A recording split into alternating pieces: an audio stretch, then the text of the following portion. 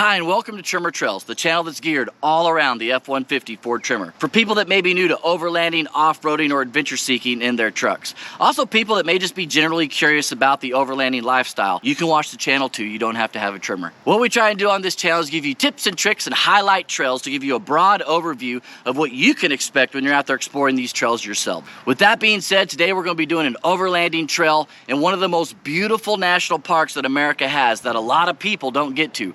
Capitol Reef. Let's go check it out.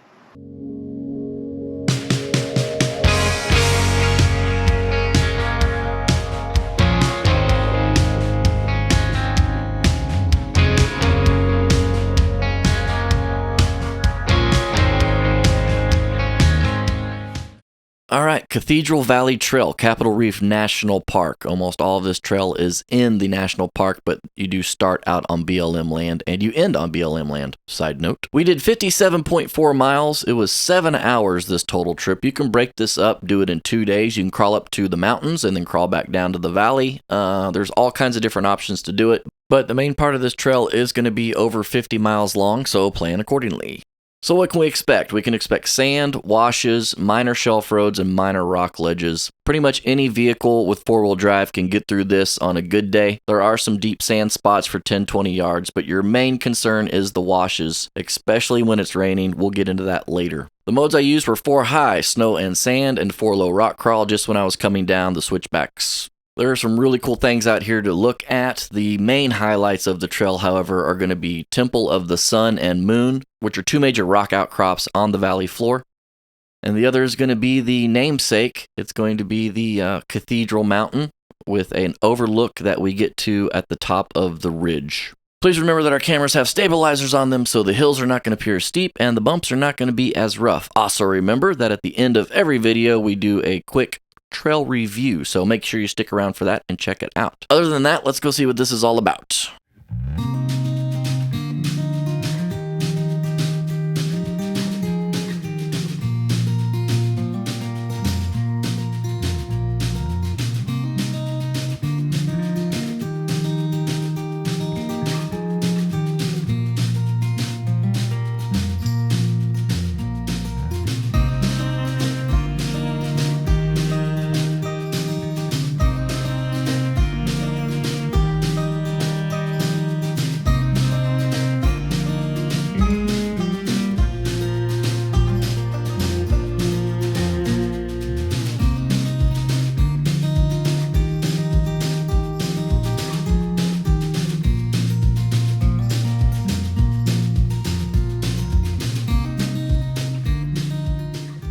As you can see off there in the distance, we have a major storm brewing. The majority of this trail is this kind of hard-packed sand. As soon as you get water involved, it's a bad situation. But beyond that, you're going to be crossing tons of washes. Washes like this one right here that look like nothing, but before you know it, in a flash flood situation, you're in 4 or 5 feet of water. They are serious things to contend with. Knowing that we had weather way out there, I'm a huge weather nerd. I live in Texas. I've chased tornadoes my whole life. I have storm chaser apps and I understand storms. Looking at this storm on the radar, I saw that it was going to head to the south of us and it wasn't really going to be in contention for us. However, that being said, if it was north of us, even though we weren't getting rain, you could still be in a major flash flood. So please just take notice of what the weather's doing and understand that you can get into a bad situation really fast. Actually, the day that we did this, there were several people that were swept away in their vehicles on the other side of the park. I'll actually link a video down below where a guy had to be rescued from a helicopter with his family because of this storm right here. So all in all, just make sure you got your head on a swivel, you know what you're doing, you know that you're safe from the weather. I had 3 different options to get off this trail. I could go to the north, I could go to the east, and I could go to the west. So we continued on, and the next stop is going to be the temples, and they're pretty awesome.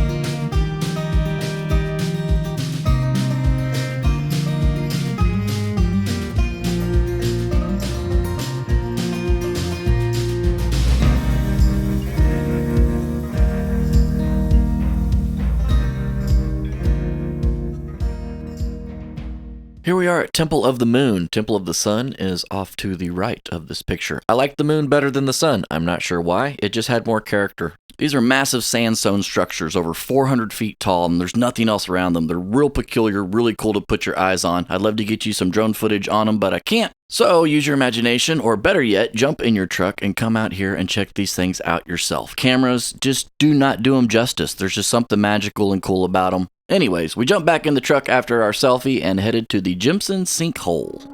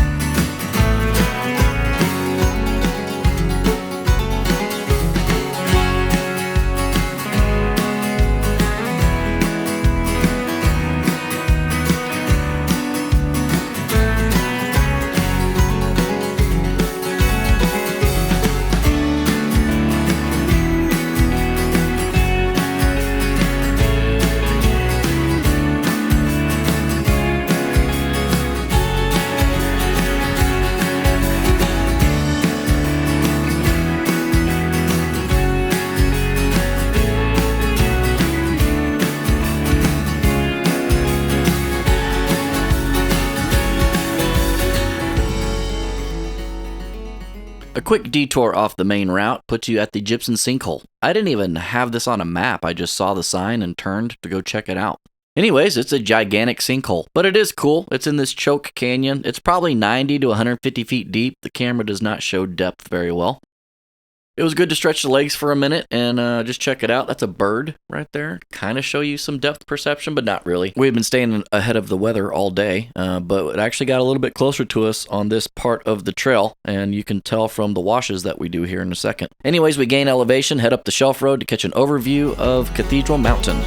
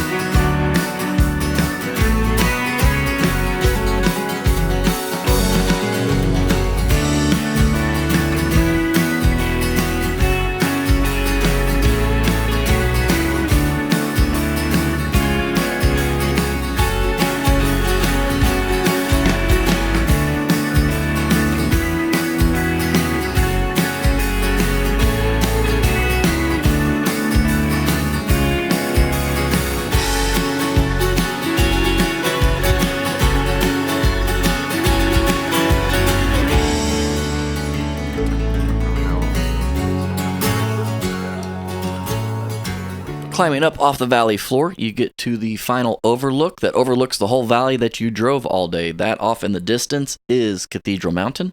This was an incredibly peaceful place to just chill and relax for a little bit. Up here, they got a full campsite that you can camp at. I think I'm pointing at some hiking trails right there. You know, guys, we only saw one other vehicle the whole day we were out here. We're in one of the most popular national parks in the country, and we only saw one other vehicle. You can still get away from the crowds, guys. There is still solitude out here in these national parks. You just got to know where to go, and if you have the right vehicle, you can do it. Anyways, one last look at Cathedral Mountain. We leave the national park, and we head for those mountains way off in the distance.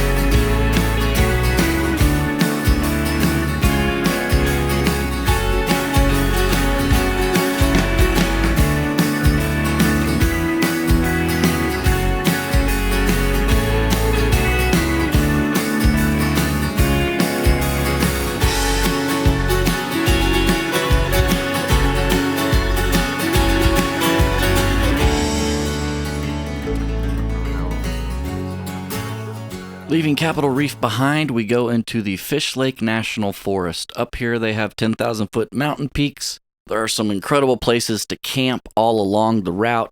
And of course you get an overview of what you drove all day when you get to the top. Definitely a place you want to check out. They have all kinds of forest trails that you can go explore. The weather finally caught up to us as we went down the backside of the pass, but what an amazing day. I definitely got to get back out here and keep exploring more of this area.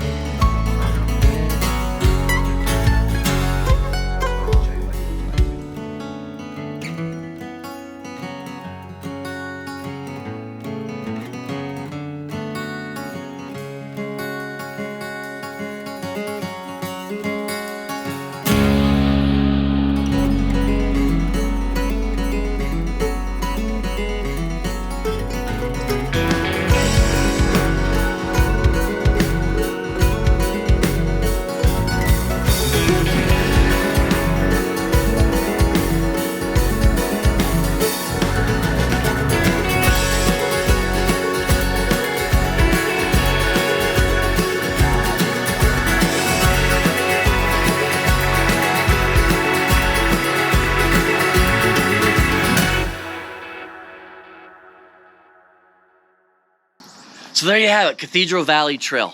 This was a really cool overlanding trail. There was so much to see on this route. There are several different highlights that you can check out. And remember guys, literally once we got off of the pavement, we saw one other vehicle the whole day we were out there. This was in late June. I mean, it was the highlight of summer vacation for everybody. Now at the visitor center, there were hundreds of people, but out there, we only saw one vehicle.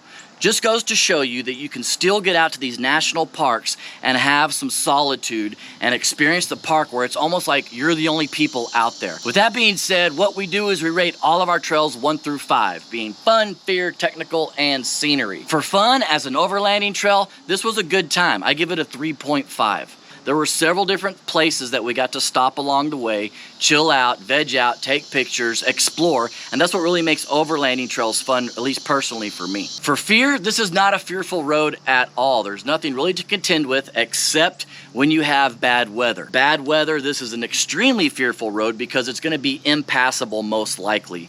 The washes get so much water in them and so much mud that they have to come back in with bulldozers and clear out that route. So if you are in a heavy rainstorm, do not take this trail.